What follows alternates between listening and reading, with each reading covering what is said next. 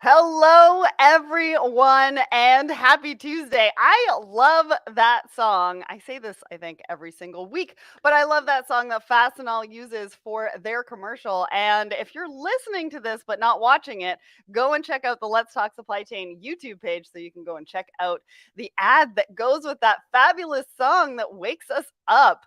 My name is Sarah Barnes-Humphrey. I am the founder and host of Let's Talk Supply Chain, as well as the Blended podcast and the Blended Pledge. And we could not do Thoughts and Coffee without our sponsors. So Emerge is proud to partner with Thoughts and Coffee to elevate our combined focus on empowering and growing meaningful relationships in the freight industry.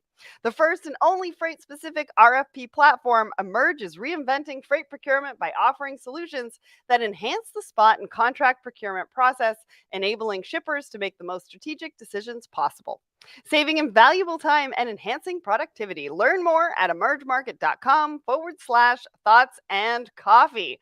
Well, we are here for another episode of Thoughts and Coffee. And of course, we've got the fabulous Audrey Ross with me today. And I can't wait to dive into some of the topics because we have had some amazing conversations around our poll of the week. And then, of course, we've got some thought-provoking articles for you coming up as well. But before we do that, let's announce that as of today, we are going to be syndicating this show. So this show is actually going to be able to be heard on a radio station as well. And so we're super excited to be part of that family. And that should be starting tonight. So let's talk about what's happening with Let's Talk Supply Chain. So our newest episode, that's right, because it's the first Monday of the month, we have a Woman in Supply Chain episode with Marty Tagmeyer of Emerge. And we talk all about her journey, how she got into supply chain, why she is so passionate about customer success, which I love, right? I mean, this industry is all about relationships, and customers, the relationships with our customers are hugely, hugely important. And that customer experience is getting to be even more important as well. So highly recommend that you go and check out episode 255 wherever you listen to the show: Apple Podcasts, Spotify, Google, Amazon. You can also go to letstalksupplychain.com to check that out as well. What else do we have here? Oh, we've got a new episode on Let's Talk Supply Chain Asia Pack, which you can also get wherever you subscribe to Let's Talk Supply Chain Asia Pack or on the letstalksupplychain.com website as well.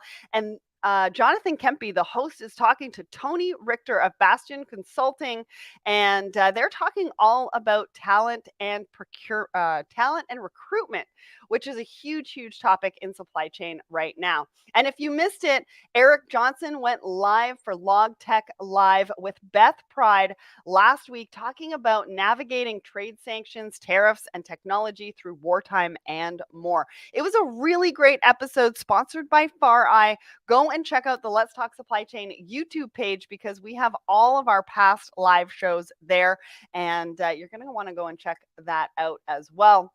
Plus, we just got another $500 donation to the Blended Pledge. If you're not familiar with it, go and check us out on GoFundMe. AJ is going to put the link in the comments so you can go and check it out. Last week, we got $5,000 from Claudia Knowlton-Chaik of Google.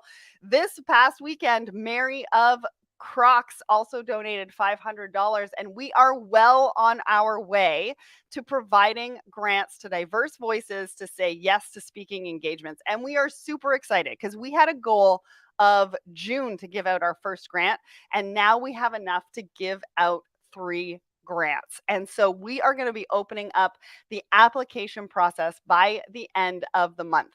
So you're not going to want to miss that. We are super, super excited. So thankful for everybody who have donated so far. And if you want to make an impact with us, go to the GoFundMe page because we are going to be creating a visual change in the industry. And plus, for corporate donations, we are doing exclusive grants. So if you want your company name on a grant and you want to get behind us and create a visual change in the industry, send us an email, listener@letstalksupplychain.com. The other thing that's happening right now is I have hosted some discussions within the Hive by UPS. So we've talked about resilience, we've talked about e-commerce, we've talked about digitalization. If you missed those conversations, go and check it out in the Hive. AJ will put the link there for you as well. They're pretty good conversations talking about customer case studies and what they've had to go through their supply chain disruptions and what it's actually meant for them and how they've gotten over the hump as well. And last but not least, we've got our upcoming events. So starting today, Demand Driven Technologies Global Conference is happening at the moment, and it starts today, running all the way until Thursday. What else do we got? Okay, of course, Thoughts and Coffee were on there today. Log Tech Live, which happened last week. We've got Kites coming up with Are Your Last Mile Problems Really Last Mile Problems? I hosted this discussion. And if you want any sort of inclination into my buying habits, you might want to watch this because I do talk about a few purchases that I've been thinking of making or actually made very recently, and that happens tomorrow. We've got action items with DC Shvigola. That's happening on Friday. No Bull Shipping, which is the fourth Friday of every single month with Hope White. First Things First is happening next Tuesday with Rob Garrison of Mercado hosting that as well. And then we've got Coming in Hot with Abby Baird that is happening too. And I think that's about it. Wow, I really talked a lot already this morning. So I'm going to bring Audrey Ross up. Hello, Audrey. How you doing? I can't hear you. Oh, you're on mute. What?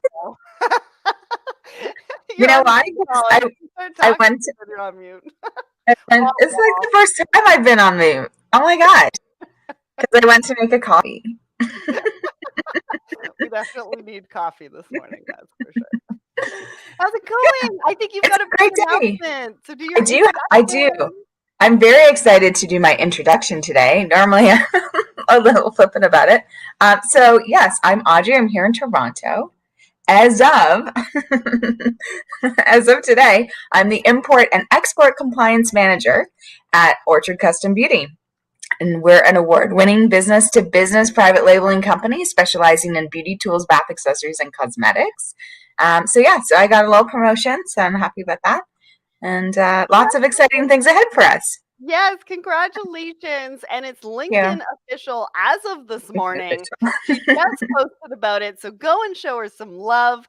Plus, she's got a brand new LinkedIn profile picture, which I think is fabulous. So go and check all of that out. So many things happening on Audrey's LinkedIn page this morning. And super excited for you. So absolutely congratulations. So yeah. So let's get to what are we talking about today? Oh, we've got our poll. If anybody checked out our poll the last week, then you're going to know what we're talking about. I mean, I'm shocked. We got 484 votes. But the question was, what color are zebras? And so 71% of you, which I'm in that category, said white with black stripes, and 29% of you said black with white stripes. Audrey, what camp are you in? I'm pretty sure I did white with black stripes, but I kind of agonized because I feel like there's a whole scientific thing around zebras and like they're actually not those colors and it's just our visual perception or something. But then there was too much busyness and I was like, okay, just pick an answer. So yeah, well, you read the comments. You must have read the comments because one of the comments is here. Caroline says, I learned this while on Safari once. What a fun question. So we went back and said, well, what is the correct answer? Yeah. And she said black with white stripes, which is still blowing my mind, people. Yeah. Still blowing my mind. How is that even a thing? They're so special, those little zebras. Goodness.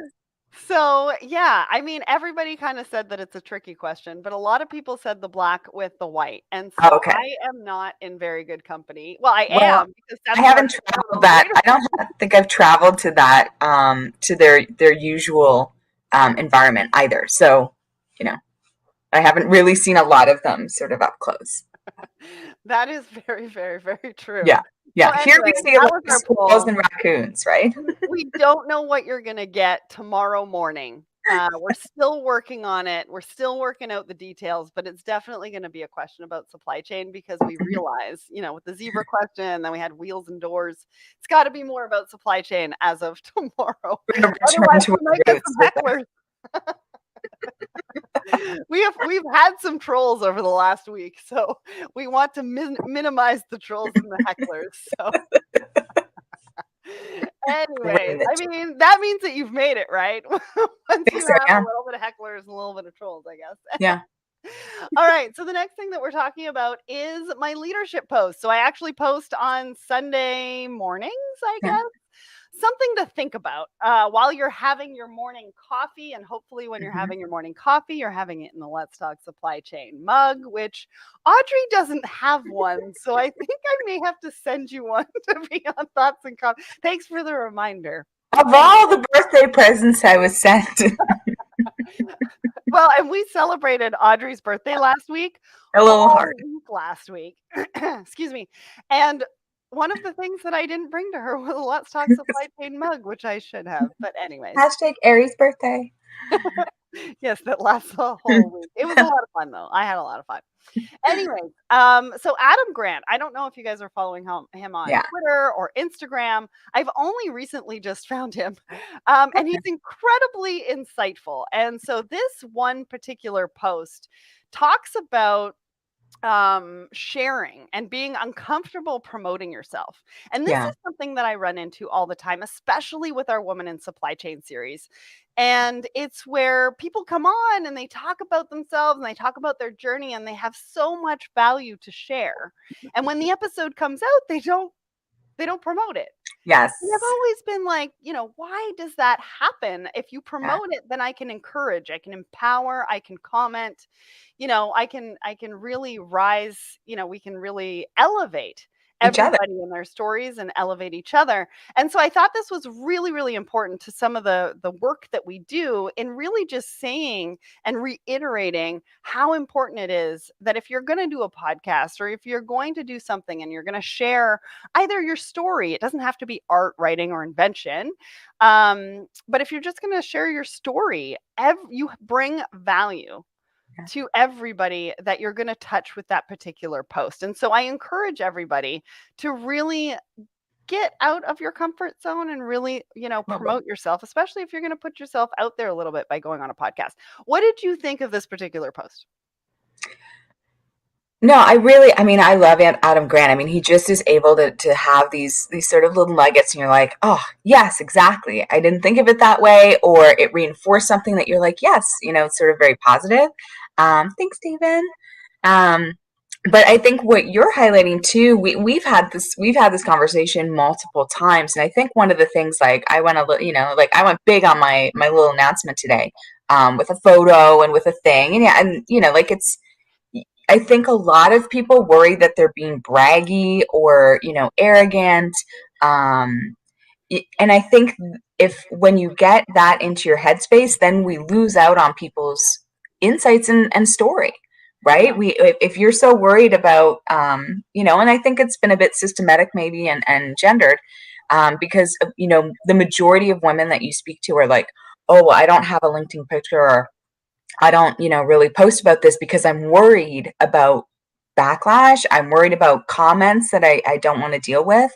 So I think there's a piece to that we all can keep working on. But I mean, if you do a post, even not even like a promotion or anything, just a post of your thoughts or your experience about your work or your, environment, someone's benefiting from that. Someone learned something from it, and if it was meant to be out there for people to see and experience. So, yeah. Absolutely. And Get so yourself John out says, there.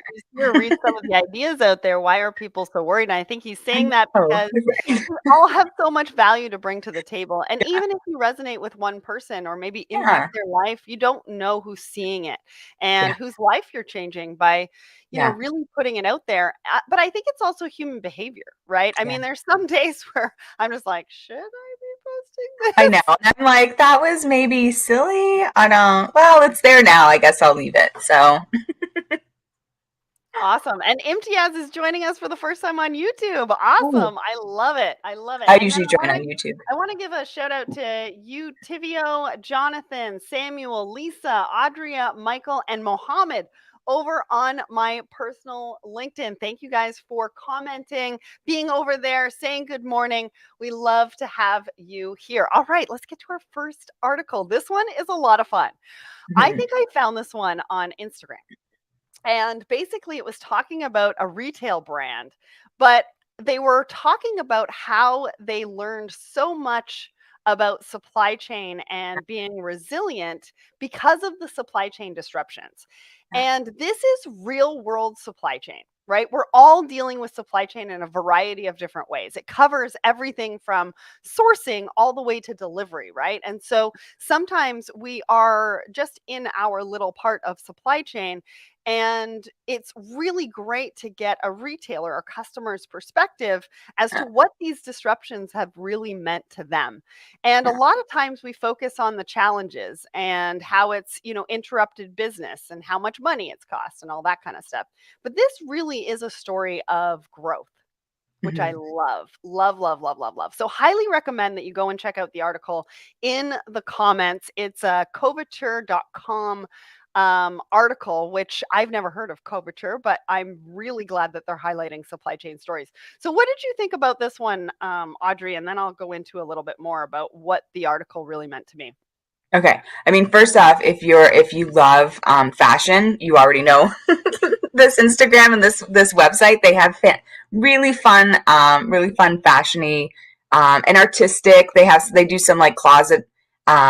They do something like called the closet, where they visit someone and they take photos in their closet. So a fashion designer or like a person. So it's kind of like you storytelling, right? Like it's just kind of fun. But this was a great story because we see a lot of small to mediums or micros to smalls, just like this business. And there's a lot that they're really good at. They're really good at the product that they make. They're really good at connecting with their customer. They're really good at the marketing, right? And so and then they start getting bigger. And so instead of doing their local manufacturing, maybe, or using the manufacturer that they were using before, they're going to have a new product line. And so they go overseas or they go to a different manufacturer, and then they run into, of course, they do it in 2020 or 2021 and run into all of the hiccups that we've been running into. Yeah. But they, are not, as familiar with it. And so it was interesting. It's always interesting to see the entrepreneur, experience and how they sort of go through and learn from what they don't know and then who they meet along the way. So I think this was a great example of that, especially Yeah. from a very small business perspective. So the story was that they were going to launch before Thanksgiving, and she spent $20,000 in buying bottles from Yeah, Taiwan. And Taiwan yeah. is like, you are not getting bottles for November. And Second so, that.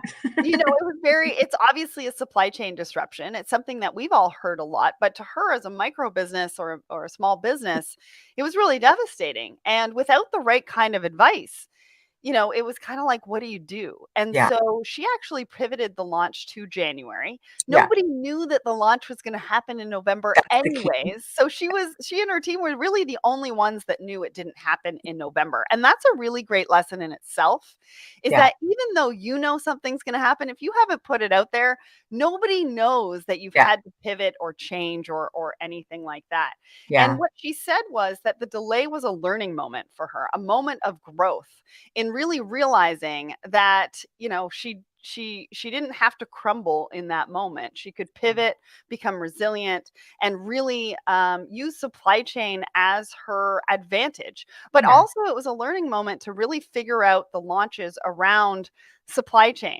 and what that actually means to her business, which I think is really, really, really huge. Another thing that I wanted to point out, and I think we're going to feature this article maybe in the next couple of Thoughts and Coffee, maybe the next one with you, but I recently read an article in Elle about construction. Mm, And there's been a lot of delays in construction. And this one lady wrote this article for Elle talking about how she had to become a supply chain commando. So I haven't read the whole article, but the gist of it is, and at the beginning of the article, she's talking about making a list of all the products that were on back order yeah, so that she could navigate the supply chain disruptions and be able to do the construction that she needed to do, I think, in her home, yeah. around what was available Available. and what wasn't available and things like that. And so these kind of real world stories about resilience in different industries that supply chain has impact, I think is fascinating as a supply chain nerd. Yeah. Just gonna say, so I hope that everybody finds that the same as Well, well. and two more things. One, I picked maybe the wrong job title. I could have gone with Supply Chain Commando, and I guess I didn't realize it was available. Um, Trademark. and two, I think a really key point in what really stands out is the for the article and for this entrepreneur is that she paused. And so many of us get caught up in we've already set this in motion. We have to make it happen. And in this in this environment that we're in with supply chain, being able to assess the decision and cancel something, stop something, and pause something has been like most people aren't doing that. They're just trying to push it through. And we've seen a few examples of this. I mean, some of my day to day, Peloton, just Yep. throw money at it, just make it happen. And that's a decision track. But I think this decision track was like just such a great assessment of the situation and where they were at. No one knew they were going to launch. Yeah. So postpone it. Save Exactly. yourself the stress, the hassle, the money, the whatever. And I think that's where we've been so reactive over the last 2 years. So I don't know. I just thought that part of the decision making process where it's like, I'm going to decide to do something that is going to like make me, I was excited about this and I'm going to stop that and like be disappointed and feel like it, I couldn't pull it off, like a failure maybe, but it's like the end result is so much better. So Absolutely. I love the way that yeah. you put that, and thank you so much for sharing that. Now, the Yeah. next article is about a transgender CEO in Sweden. One of the reasons why I wanted to bring this article up is because I think was it Transgender Day? Correct me if I'm wrong. The Transgender Day of Visibility is on March 31st. Okay, so we So had that at the tail end yeah, of just last last week. week. Yeah. And this is an inspiring story because this CEO was male and in the spotlight and actually transitioned very publicly in Yeah. 2018.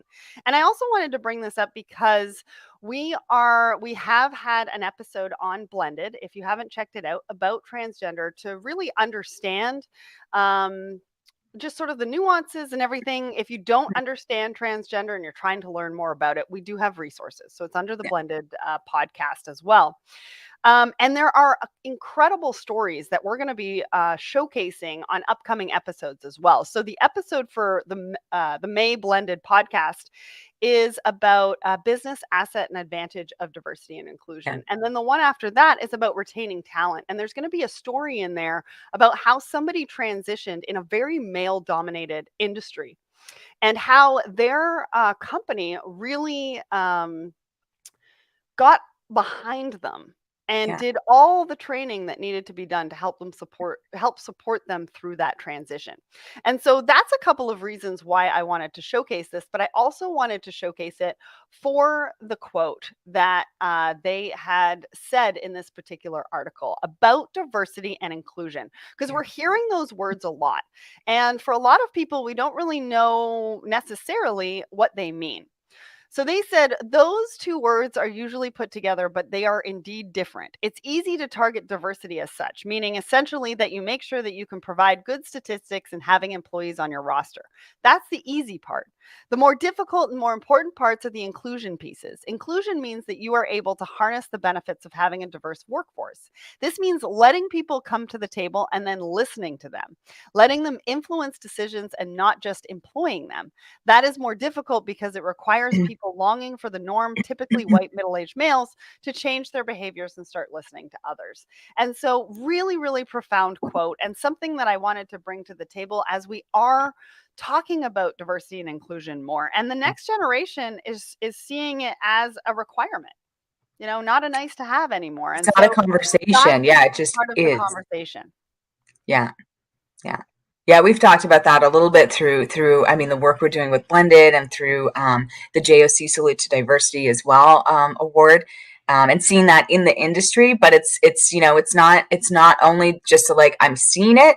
It's like these, everyone is coming to a workplace that is geared to supporting them as they are and who they are.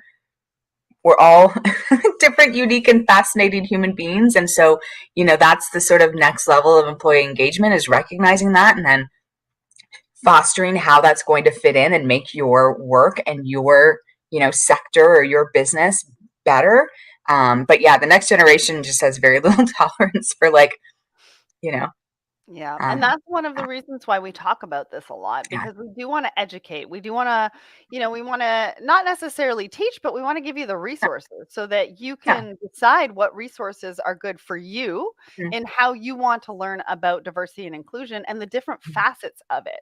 And because it's important not only for the organization to do something about it, but us as individuals to be able to make an impact and even just to understand whether we agree or disagree. It's just yeah, important for us to sort of understand what that looks like and what the workplace really is going to be, or is currently, depending on where you actually work. And yeah. so I was really fascinated by that article and really glad that they wrote They that and share wanted their to story. share it with us. Yeah. Yeah. So Yeah. the last article today is Oh, about a furniture retailer that settled a claim about refusing to hire women for warehouse jobs. Now, I wanted to bring this one up because this particular settlement cost $5 million.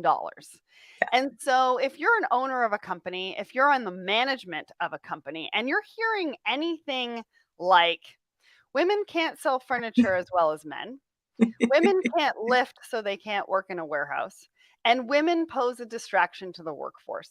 If any of those kinds of comments are coming up in your day to day, um, well, first of all, you might want to rethink where you work. But second of all, it might be a good idea to discuss it with upper management or make suggestions as to the fact that it could cost you $5 million, because I am actually very surprised in this day and age that we're still talking about this. And this actually still happens. yeah, We need warehouse workers have all sorts of different jobs. They're not just lifting.